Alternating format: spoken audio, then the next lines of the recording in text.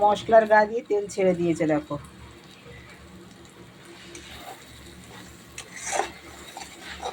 মশলাটা কষানো হয়ে গেছে।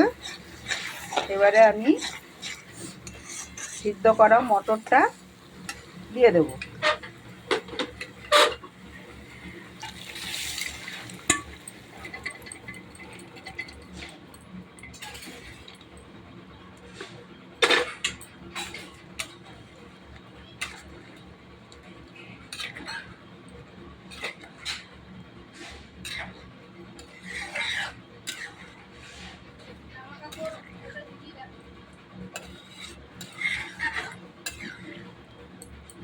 সিদ্ধ করার সময় মটরটা দিয়ে দিলে না বেশ ভালো সিদ্ধ হয়ে যায়, লবণটা দিলে।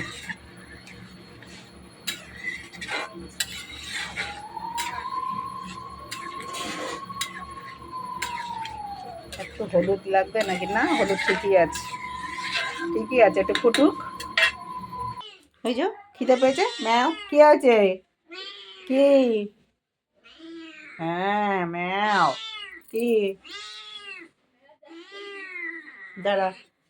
বন্ধুরা দেখো, ঘুগনি হয়ে গেছে, ঘুগনি রেডি। এবারে দেবো একটু গরম মশলা।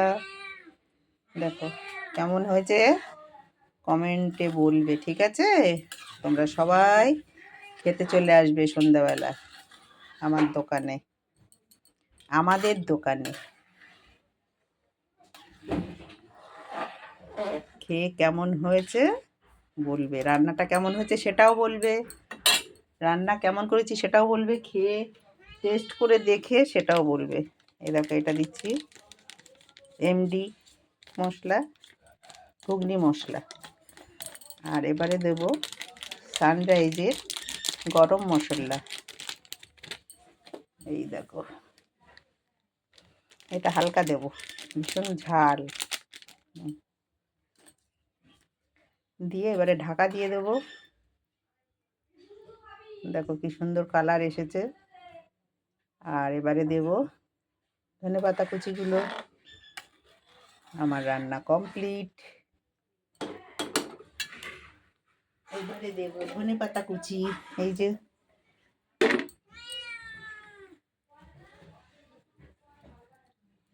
কেমন লাগছে এবারে দেখো। ম্যাও ম্যাও করিস না সোনা। দেখো হয়েছে, আমার রান্না রেডি। ভালো লাগলে লাইক কমেন্ট শেয়ার করে দিও বন্ধুরা। আমি তো এইদিকে একটু ব্যস্ত থাকি, রান্না টান্না একটু দোকানটা সামলাতে হয়। আমার স্বামী স্ত্রী দুজনা মিলেই দোকান সামলাই। কি করব, করতেই তো হচ্ছে, একটা দোকান খুলেছি শখ করে। টাইম পাস, মানে আমার স্বামী রিটায়ার হয়ে গেছে, তাই মনটা ওনার খারাপ, তাই জন্য ব্যস্ত থাকার জন্য এই দোকানটা চালু করেছি। ভালো করেছি না খারাপ করেছি সেটা তোমরা কমেন্টে জানাবে, ঠিক আছে? টাটা। তোমরা ভালো থাকো, সুস্থ থাকো।